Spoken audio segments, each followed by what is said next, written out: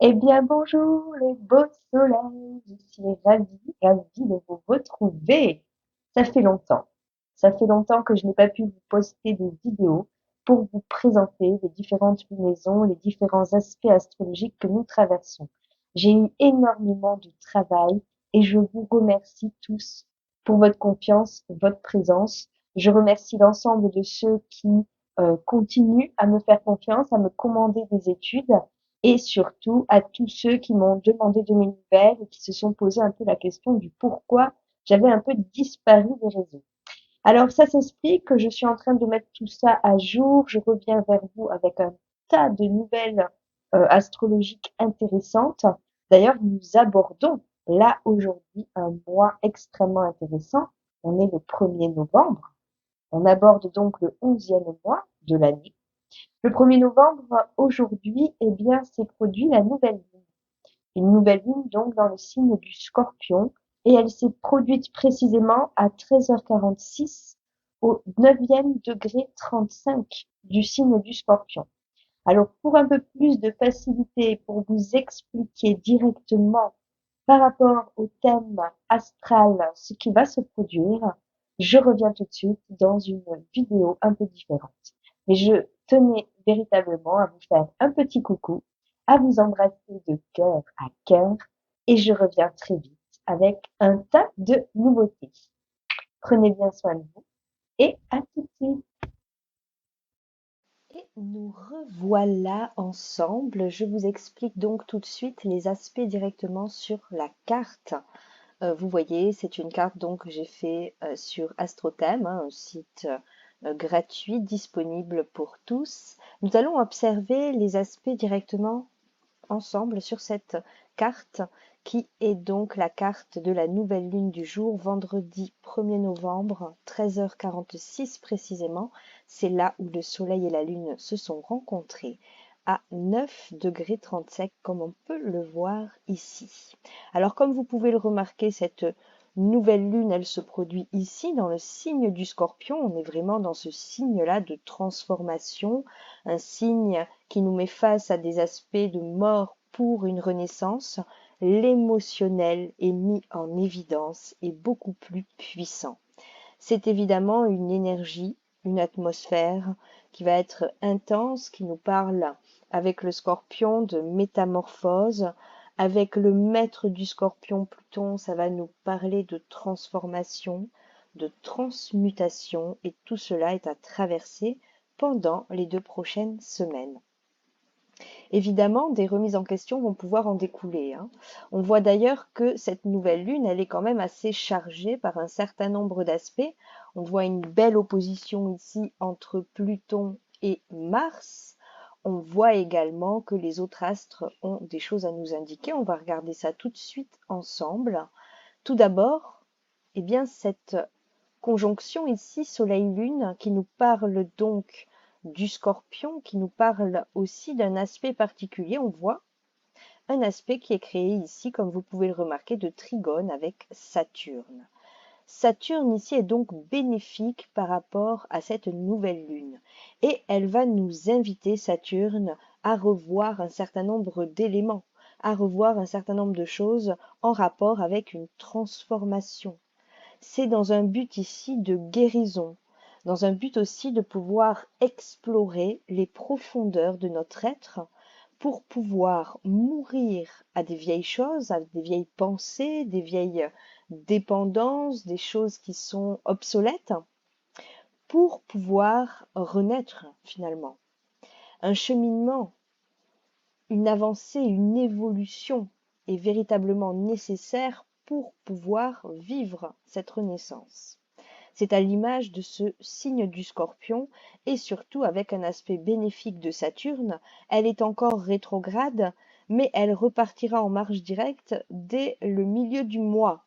Donc, elle est quand même en préparation aussi en préparation de repartir dans l'action et être beaucoup plus efficiente. Ce beau trigone ici, évidemment, il n'est pas forcément exact au moment précis aujourd'hui où je vous parle, hein, le 1er novembre. Il sera exact dans quelques jours. Mais ce trigone-là, c'est vraiment comme un challenge. C'est un défi que nous envoie Saturne de revoir un peu notre copie, de ne pas céder à la pression, à la peur ambiante, de ne pas céder aux différentes pensées et autres choses parasites qui pourraient survenir, mais bien de rester fort, ancré intérieurement dans ses piliers, dans une espèce de paix, de sagesse qui est là et dans laquelle on peut puiser de la force. Les 2 maîtres de cette nouvelle lune, ceux qui vont avoir le plus d'impact, eh bien, ça sera Pluton, bien entendu, puisque c'est l'astre qui régit le signe du Scorpion, mais également Mars. Avant que nous ne découvrions Pluton, c'est Mars qui en avait la charge et la responsabilité. Ici, c'est intéressant de voir que les 2 maîtres sont en opposition franche. On voit que cette opposition, elle est assez intense. Elle va nous mettre face à des éléments qui peuvent être, on veut dire, qui peuvent créer une forme de paradoxe intérieur. En même temps, c'est le fait de pouvoir dépasser ce qui se présente, de pouvoir faire vraiment un effort de résilience, de détermination et avec beaucoup de courage, rester axé, aligné intérieurement avec sa vérité. De plus, Mars est encore ici à la fin du signe du Cancer. Il est donc dans une forme de puissance particulière, hein. Il est quand même dans les derniers degrés. Et comme tous les astres qui sont au dernier degré, comme Pluton ici, eh bien, ils sont renforcés. C'est un élément important à considérer. Ils terminent un travail. Ils sont en train de mettre en évidence quelque chose d'extrêmement paradoxal, mais qui doit être résolu. C'est quelque chose que l'on peut voir à l'extérieur et que l'on peut vivre aussi intérieurement. Selon évidemment le degré ici du 9e degré du Scorpion, selon là où il se produit et se situe sur votre propre carte, eh bien nous aurons une indication aussi extrêmement claire sur le domaine que cette nouvelle lune va mettre en lumière pour vous. Ce qui est surtout important aussi de noter, eh bien, ce sont tous les autres aspects. Vous voyez, nous avons Mercure ici qui est très fort. Mercure est encore dans ce signe du Scorpion. Il apporte encore un peu plus de force dans cette ambiance Scorpion. Cette force, comme je vous le disais, qui nous met face peut-être à des éléments difficiles, mais pour pouvoir les transcender. Mercure, c'est aussi l'intellect, c'est notre façon de penser. On peut être amené à vivre des colères ici avec le Scorpion. On peut être amené à parler un peu trop vite, à ne pas suffisamment réfléchir avant de s'exprimer.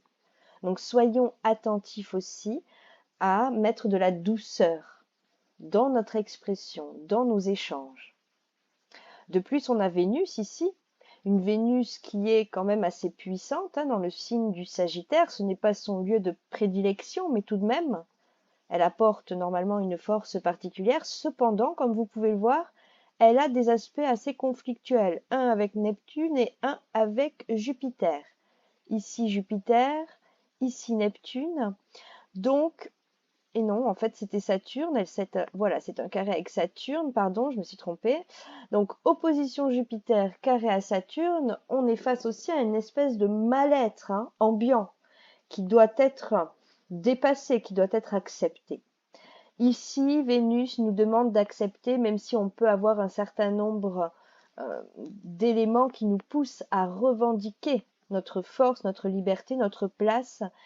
Il y a un besoin de retrouver une liberté, une indépendance et une autonomie, c'est certain. Cependant, les axes d'opposition nous montrent que c'est assez tendu et que ça demande ici encore plus de prendre du recul.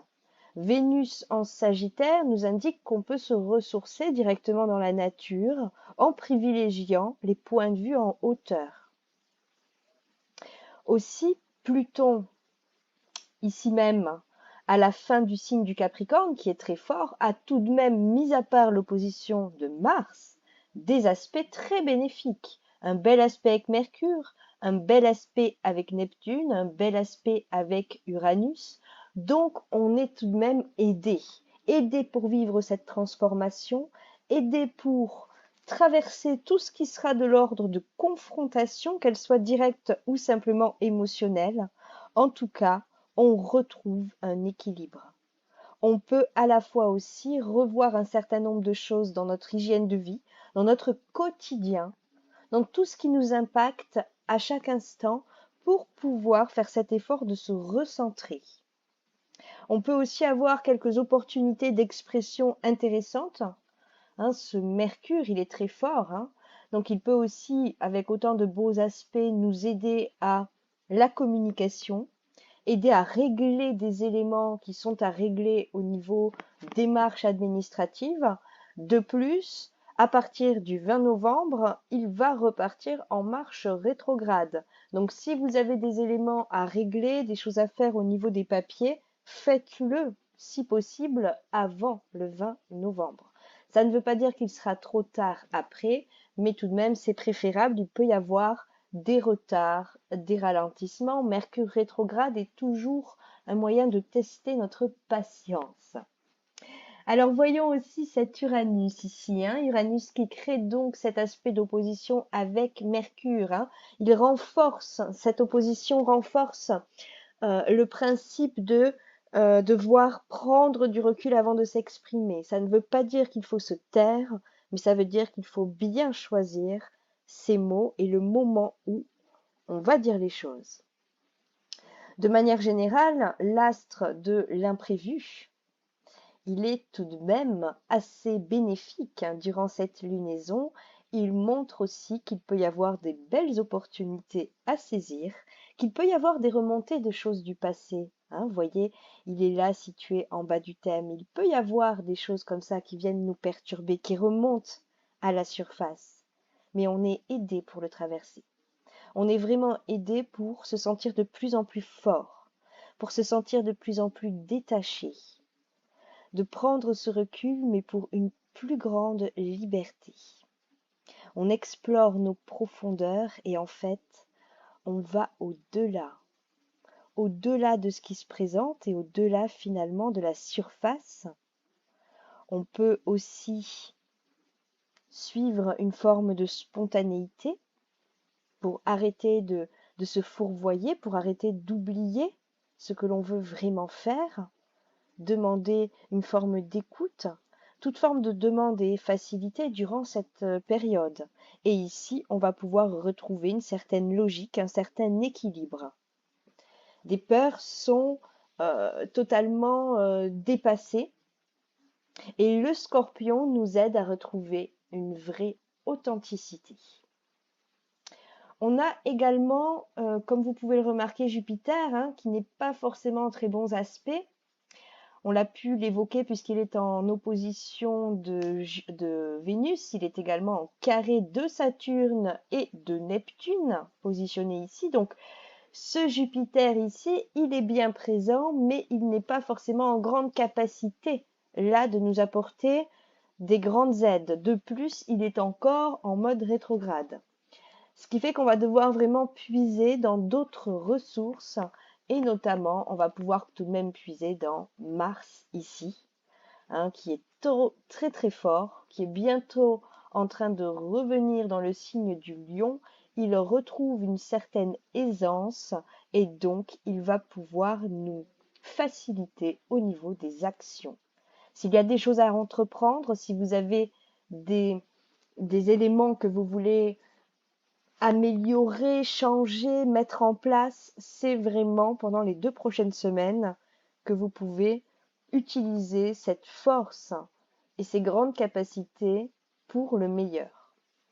C'est un potentiel qui peut véritablement être utilisé pour une amélioration de votre situation. Alors voyons quels sont les signes qui sont impactés. Comme vous pouvez le remarquer, bien sûr, ça va d'abord être le Scorpion, impacté par cette lunaison, par les 2 astres les plus importants, Soleil-Lune réunis, qui se donnent donc de la force ici même. Donc toutes les personnes marquées par le Scorpion, les personnes bien sûr qui sont marquées par le taureau, qui est le signe qui est en face du scorpion, mais également par rapport à la loi de la croix cardinale, eh bien, le signe du lion et aussi le signe du Verseau. Voilà 4 signes qui seront particulièrement impactés. Nous aurons bien entendu aussi, dans une moindre mesure, eh bien, le signe des poissons, puisque nous avons quand même 2 astres assez intéressants qui font des aspects qui sont importants pour cette lunaison, et bien entendu le signe des Gémeaux avec Jupiter et le signe du Sagittaire avec Vénus. Nous n'oublions pas les cancers avec ce Mars positionné à la toute fin du signe et bien entendu les Capricornes avec Pluton placé également à la toute fin de ce signe. Nous sommes ici dans un axe qui est très important, qui est très important à la fois pour le collectif comme pour l'individuel. On a tout de même le dieu des ténèbres, ici Pluton, qui est totalement en opposition avec le dieu de la guerre. Je vous laisse imaginer à quel point nous sommes dans une ambiance intense et chargée. Alors évidemment, hein, les cancers seront très bientôt libérés, tout comme les capricornes, une fois que Pluton va rentrer définitivement dans ce signe du Verseau le 20 novembre. Je peux vous dire que j'attends avec impatience cette période.